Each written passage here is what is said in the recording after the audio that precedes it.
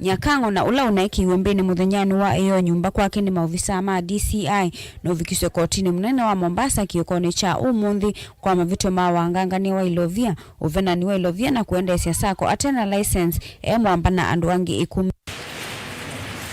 Koti unu wa mkwata na vitu ya kutoa isi ovena ni mwamba na lula angi 10 vala kati wa ituku yumu mwaini wa 10 mwaka wa ngilili 19 na ituku yumu mwaini wa 5 mwaka ni wa ngilili miongo ili mavikiye kumuvena Claudia mwene silingi milioni miongo ili na kenda.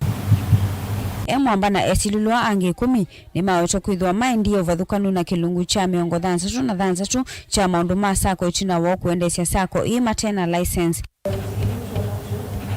Evito ingi ni kukwatikana na mathangu chatina ala mamo nengeti Claudia mwene maimwandikithia ta memba wa sako Wanawiye voitu na kusomea mavityo Nyakang'o niwaleana namo vala lawyer wake Godfrey Mutumi wa muteti aikulia kotu kumulecha kwa bondi ni kana kuendea na udhukumi wake wa ungamii wa maundu ma budget ayote kana aendeka kotini akavika kavindani kala kailite. Wanawiyo musilwa makwani kotini uwa Mombasa Alex Idhuku ni wa mulecha kwa bondi ya kimaza cha silingi milioni ile kana mungamii wa kiwango takiu kana cash bill ya silingi ngili maana 5 vala umemamula wake kuvicho kotini vama na lula aswangi 10 kuma tuku 13 mwaini uwa Disemba ila ikuwa ni ye kavikia kumeswa utuo. 11 accused person on the 4 counts.